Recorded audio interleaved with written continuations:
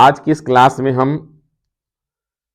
जो एग्जाम का नया पैटर्न आया है 12th हायर सेकेंडरी के लिए, इस सेशन के लिए, उसमें यह देखा गया है कि अगर 100 मार्क्स का पेपर है तो उसमें 32 मार्क्स के ऑब्जेक्टिव टाइप क्वेश्चन पूछे जाएंगे, और अगर वह 80 मार्क्स का है तो उसमें 28 मार्क्स के ऑब्जेक्टिव टाइप पूछे जाएंगे। डिस्क्रिप्टिव टाइप क्वेश्चन से ज्यादा टफ ऑब्जेक्टिव टाइप ही होते हैं, उन्हें डेंजरस मानना चाहिए। क्यों मानना चाहिए? अगर डिस्क्रिप्टिव टाइप का कोई क्वेश्चन है, 4 मार्क्स का आया, 5 मार्क्स का आया, 3 मार्क्स का आया, आपको उसके बारे में थोड़ा कम भी मालूम है तो आप कुछ ना कुछ उसका लिख देते हैं, और लिखने के बाद आप में अगर थोड़ा बहुत गलत भी हुआ, कुछ ना कुछ मार्क्स मिल जाते हैं। लेकिन अगर न्यू टाइप है तो या तो पूरे मार्क्स मिलेंगे या फिर 0 मिलेंगे, इसलिए ये ज्यादा खतरनाक है। सोच के देखिए, 32 मार्क्स हैं, अगर आपके सहयोग बस 10 क्वेश्चन खराब हो गए, मतलब बिगड़ गए, आप डिप्रेस होने लगेंगे कि आपके 10 क्वेश्चन बिगड़ गए हैं। इसका मतलब है 90 मार्क्स तो वही हो गए, अब बाकी जो होंगे उनमें से आपको मिलने वाले हैं। और 90 में क्या, बाकी प्रैक्टिकल में 70 मार्क्स रहता है, ठीक है, तो आपको लगेगा हमारा पेपर बिगड़ गया।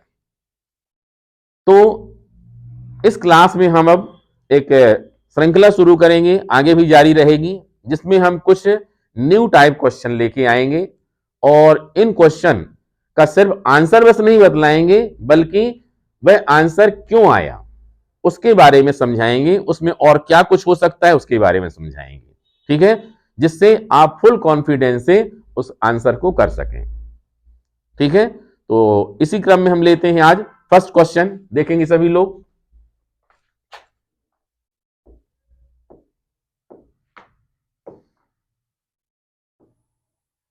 ये देखिए,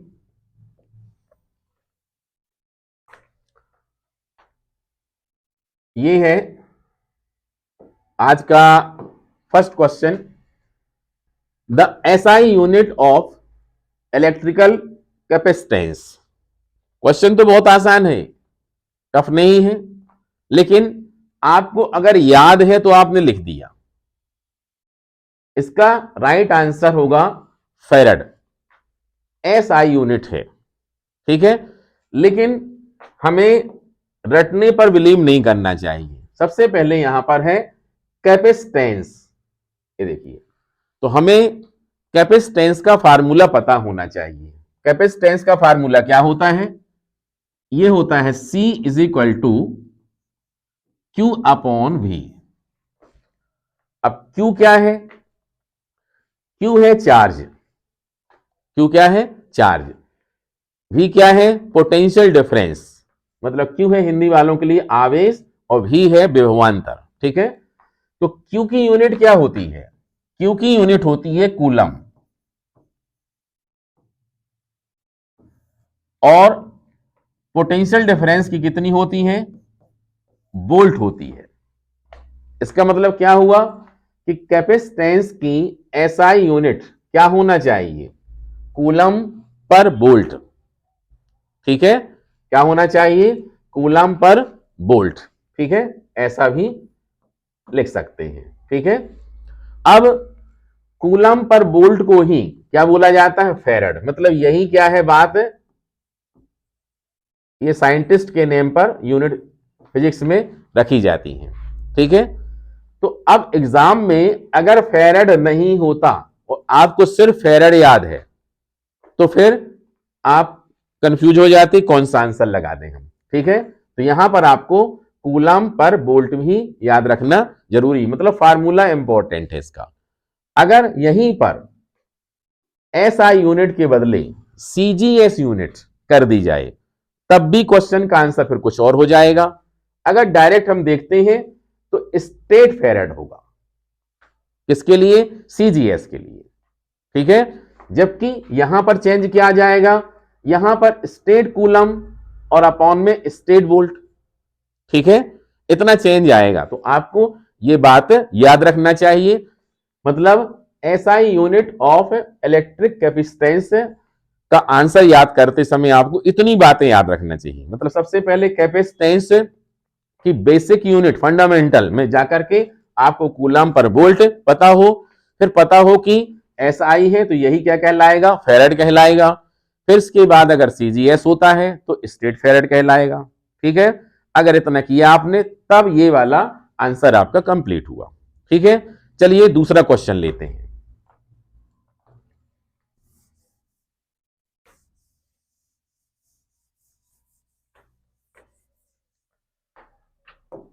दूसरा क्वेश्चन है, देखें, इसको हटा देते हैं।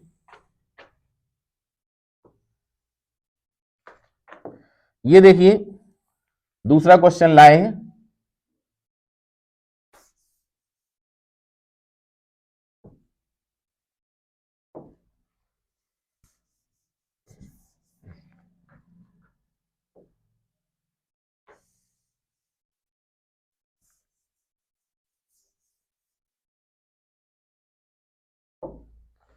दूसरा क्वेश्चन है, ये देखिए,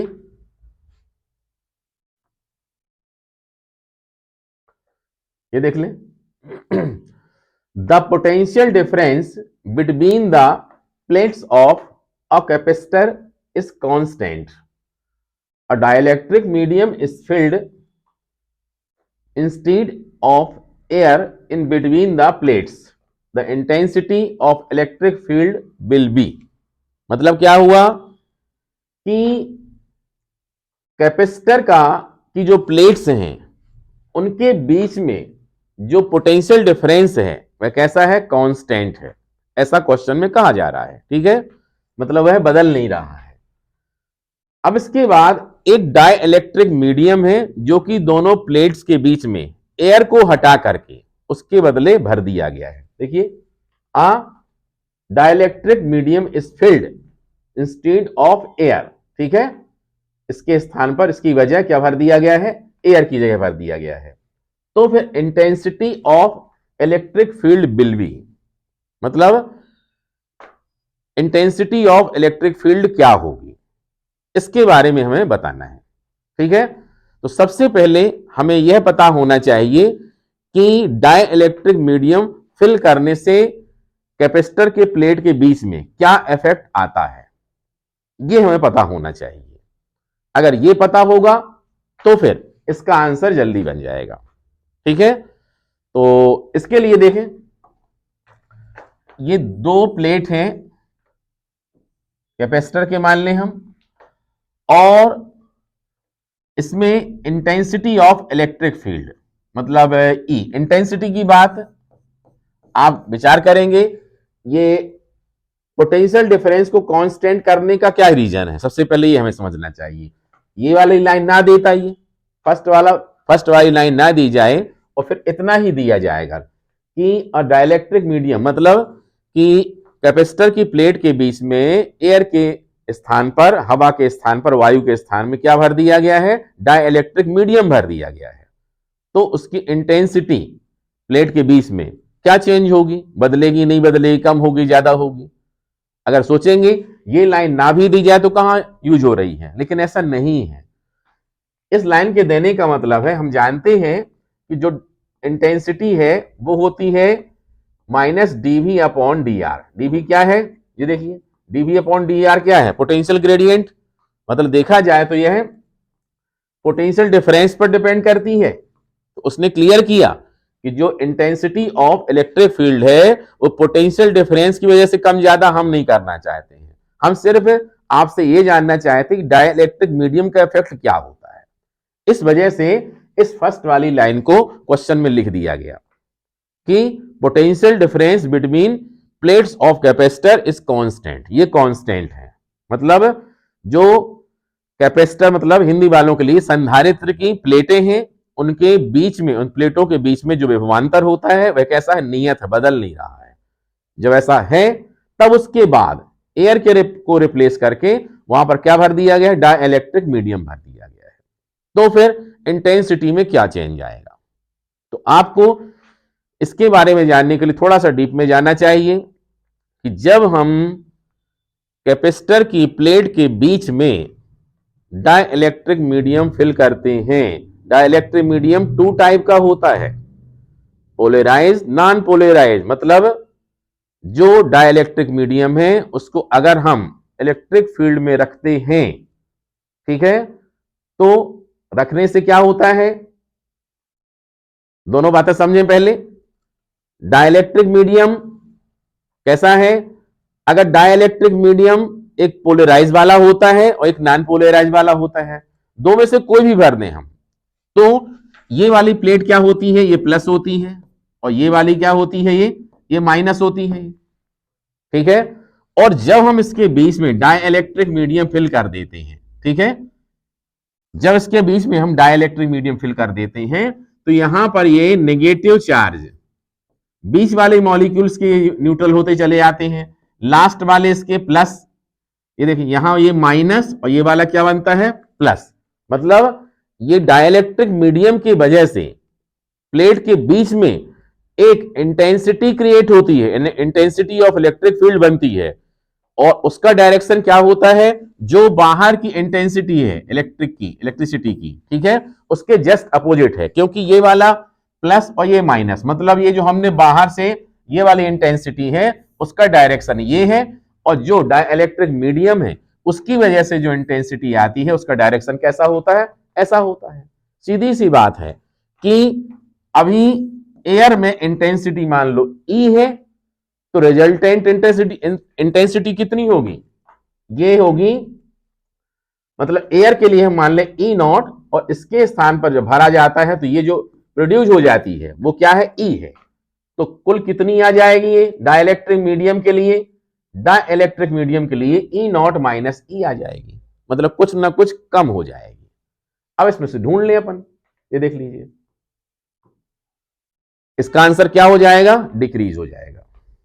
मतलब डाइलेक्ट्रिक मीडियम भरने से intensity of electric field dielectric medium की प्रोड्यूस होती है, जिसका डायरेक्शन कैसा होता है, जो पहले से ही ये चार्ज प्लस और माइनस है उनकी इंटेंसिटी ऑफ इलेक्ट्रिक फील्ड के जस्ट वो अपोजिट होता है, ठीक है। तो पहले वाली को हम मान लेते हैं, जब एयर भरी है तो वो ई नॉट है, और जब हमने मीडियम भर दिया है तो वो क्या है, उसको मान लेते हैं ई, या ई आर कुछ ना कुछ अलग से मान लें, तो फिर टोटल कितनी आएगी, ई नॉट माइनस जो अंदर वाली बनी है, ठीक है, बात समझ में आई होगी। इस प्रकार से इसका आंसर क्या होगा, डिक्रीजेस होगा। ये क्लियर है। चलिए आगे बढ़ते हैं, हम इसके बाद और देखते हैं दूसरा।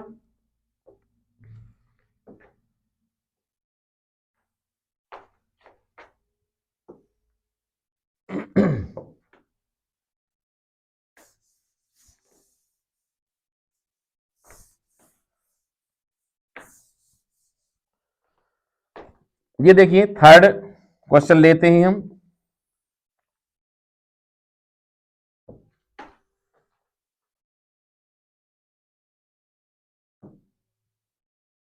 ये देखिए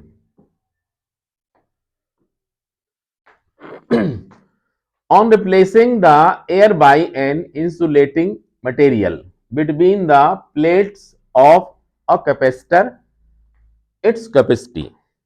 मतलब क्या हुआ, दोनों पिछला क्वेश्चन और ये वाला क्वेश्चन आपको एक जैसे नहीं लगने चाहिए, मिलते जुलते हैं इसमें, लेकिन क्या है कि एयर के बदले क्या कर दिया गया, इंसुलेटिंग मटेरियल फिल कर दिया गया है। पिछले वाले क्वेश्चन में इंटेंसिटी ऑफ इलेक्ट्रिक फील्ड की बात थी, लेकिन यहां पर जो बात है वो कौन सी है, वो है बात कैपेसिटी की। किसकी है, कैपेसिटी की है ये, ठीक है। तो इसका आंसर आप दो प्रकार से विचार कर सकते हैं। कैपेसिटर की कैपेसिटी का फार्मूला क्या होता है, कैपेसिटर की कैपेसिटी का फार्मूला होता है C is equal to Q upon V। क्या होता है, Q अपॉन V। तो Q तो कांस्टेंट है, ये कुछ बदलने वाला नहीं है, उसको ध्यान नहीं देना है क्योंकि उसकी कोई चर्चा नहीं है इसमें।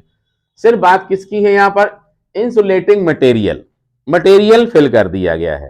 तो हमें समझना चाहिए कि मटेरियल फिल करने से V की वैल्यू क्या होती है, इंक्रीज होती है कि डिक्रीज होती है। अगर हम नॉर्मल फार्मूला V का ले लें तो आपने पढ़ा होगा V is equal to 1/4 pi epsilon naught के Q अपॉन R। जरा ध्यान से देखें, के देख रहे हैं, अगर एयर आर वैक्यूम है तो 1/4 pi epsilon not Q upon R होगा। और अगर कोई मटेरियल फिल कर दिया गया है तो वहां क्या आ जाता है, के आ जाता है। के आने से ये इसका डिनोमिनेटर क्या हो जाता है, इंक्रीज हो जाता है। इसलिए V की वैल्यू क्या हो जाती है, डिक्रीज हो जाती है।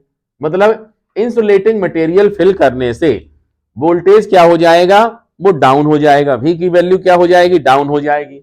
और अगर V की वैल्यू कम होती है तो नेचुरली C की वैल्यू क्या हो जाएगी, इंक्रीज हो जाएगी। इसका मतलब क्या हुआ, इसका आंसर क्या होना चाहिए, इंक्रीजेज। ठीक है, इसको आप चाहें तो डायरेक्ट कैपेसिटर की कैपेसिटेंस के फार्मूले से भी देख सकते हैं। अगर हम पैरेलल प्लेट कैपेसिटर के कैपेसिटेंस की बात करें तो होता है C इज इक्वल टू के epsilon not a upon D.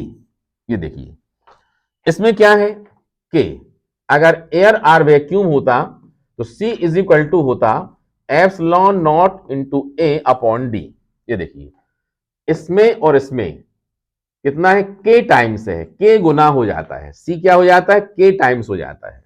यहां पर देखें एयर आर वैक्यूम है तो के इज इक्वल टू कितना होता है, 1 हो जाता है। तो C is equal to for air or vacuum epsilon naught into A upon D. ठीक है, जबकि अगर यहां पर कोई मटेरियल फिल कर दिया गया है तो फिर यहां कितना हो जाएगा, के टाइम्स हो जाएगा। मतलब क्या हो जाएगा, इंक्रीज हो जाएगा। आप चाहें तो ये फार्मूला इसका स्फेरिकल कैपेसिटर का भी देख सकते हैं। क्या होगा, K A B upon B minus A, ये वाला ले सकते हैं, या सिलेंड्रिकल वाले का भी ले सकते हैं आप। ठीक है, 2 पाई एप्सिलॉन नॉट के अपॉन लॉग बी अपॉन ए, इसका भी ले सकते हैं। ठीक है, लेकिन सब में जो के होता है वो न्यूमरेटर में ही होता है, अंश में ही होता है। इसलिए हम कह सकते हैं कि अगर इंसुलेटिंग मटेरियल फिल किया जाएगा तो फिर उसकी जो कैपेसिटी है वो क्या हो जाएगी, वो इंक्रीज हो जाएगी। निश्चित रूप में आप लोगों को समझ में आया होगा। नेक्स्ट क्वेश्चन में चलते हैं हम।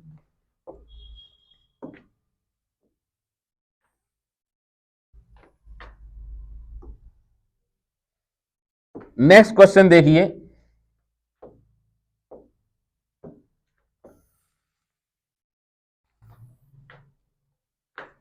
नेक्स्ट क्वेश्चन है, ये देखिए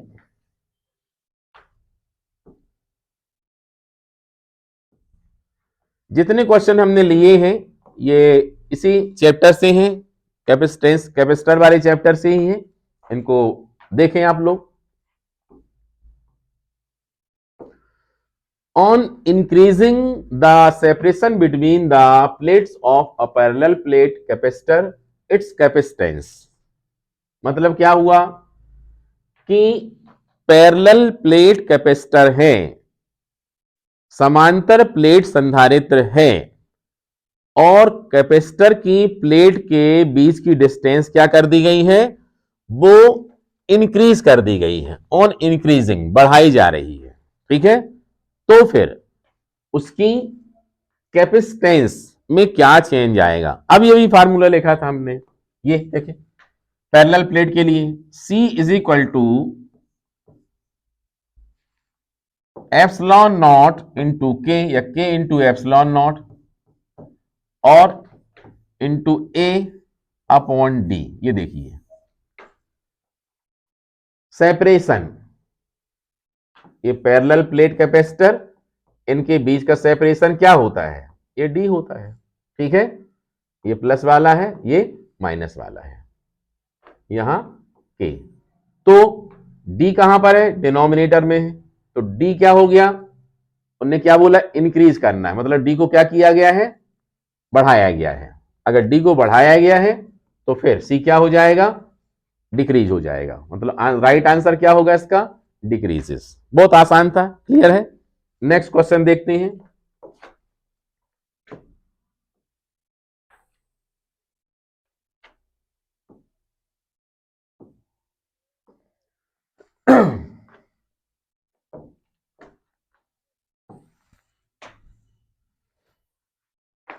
ये देखिए एक और क्वेश्चन,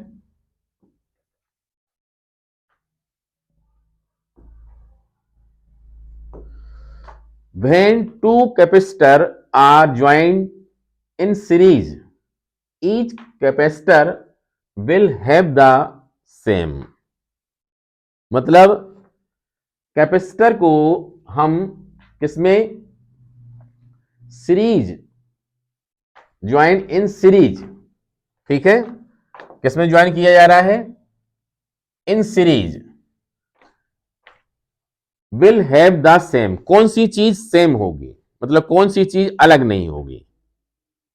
अब इसमें समझने की कोशिश करेंगे, दोनों प्रकार की बात समझे, क्योंकि क्वेश्चन इसमें सीरीज दिया गया है, पैरेलल वाला भी आ सकता है, तो हमें यह बात ठीक से समझनी चाहिए। दोनों की बात हम लेते हैं। देखें, जैसे अगर हमने कैपेसिटर को सीरीज कॉम्बिनेशन में लिया, ये देखिए इस सीरीज कॉम्बिनेशन में लिया, ये सब प्लस वाली थी और ये क्या है, ये माइनस वाली है, ठीक है, अर्थ कनेक्ट, ठीक है। अब यहां से हम क्या देते हैं, क्यू देते हैं। अगर क्यू देते हैं तो ये पूरे के पूरे सीरीज में होने से सभी में क्यू क्यू ही जाएगा, जबकि इनका अगर हम पोटेंशियल डिफरेंस देखें बिटवीन बोथ प्लेट, तो इसमें क्या होगा, कुछ और होगा, V1 V2 V3 होगा, ठीक है। क्यों दिया हमने, क्योंकि इनकी सबकी कैपेसिटी क्या है, कैपेसिटेंस कितनी है, C1 C2 और ये C3। तो इसमें देखें कौन सी चीज सेम रहेगी,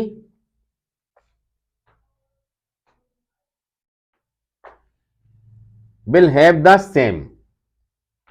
कौन सी चीज सेम रहेगी, इसमें सेम रहेगी चार्ज। क्या सेम रहेगा, चार्ज, जबकि पोटेंशियल डिफरेंस क्या होगा, सभी का अलग अलग होगा, ठीक है। टोटल वोल्टेज कितना होता है, V is equal to V1 plus V2 plus V3। इनकी कैपेसिटेंस C1 C2 C3, जबकि कांस्टेंट सिर्फ क्या रहेगा, इसमें Q रहेगा, ठीक है। दूसरी ओर अगर हम देखते हैं कि पैरेलल कॉम्बिनेशन अगर लिया जाए, ये देखिए अगर हम पैरेलल कॉम्बिनेशन लेते हैं,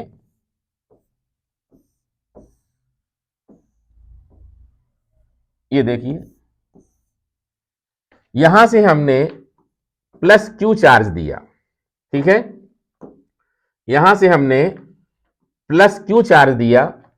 अब यहां पर चार्ज इस पॉइंट ए से अलग अलग जाएगा, यहां जाएगा Q1, दूसरे वाले में जाएगा Q2, तीसरे वाले में जाएगा Q3, ठीक है।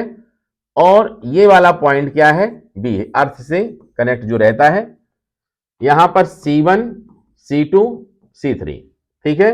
अब देखें A और B दो ऐसे पॉइंट हैं जिसमें कैपेसिटर C1 भी जुड़ा हुआ है, कैपेसिटर C2 भी जुड़ा हुआ है, कैपेसिटर C3 भी जुड़ा हुआ है।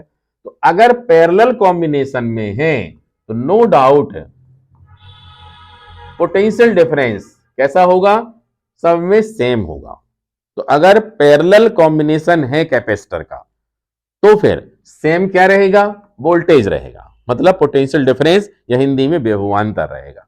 जबकि अगर श्रेणी क्रम समूह है, सीरीज कॉम्बिनेशन है, सीरीज में ज्वाइन किया गया है, तो सेम क्या रहेगा, उसमें चार्ज, मतलब आवेश एक सा रहेगा, ठीक है। क्लियर हुआ होगा आप लोगों को। उम्मीद है कि ये 5 क्वेश्चन आप लोगों ने अच्छे से समझे होंगे। इसी क्रम में आगे वाली क्लास में हम डेली ही ऐसे क्वेश्चन लेकर के आएंगे। अगली क्लास में कुछ क्वेश्चन और ज्यादा लेकर के आएंगे। आप लोग तैयारी के साथ आएं, क्योंकि अगर आप तैयारी के साथ आएंगे तो फिर इस क्लास में जितनी बातें समझाई जाएंगी और बेहतर ढंग से समझ में आई होंगी। वैसे हमने पूरी बातें क्लियर की हैं और इसी लेवल पर आप पूरी ऑब्जेक्टिव टाइप क्वेश्चन की तैयारी करें, जिससे आपका एक क्वेश्चन भी गड़बड़ नहीं होना चाहिए। तो आज के लिए इतना ही।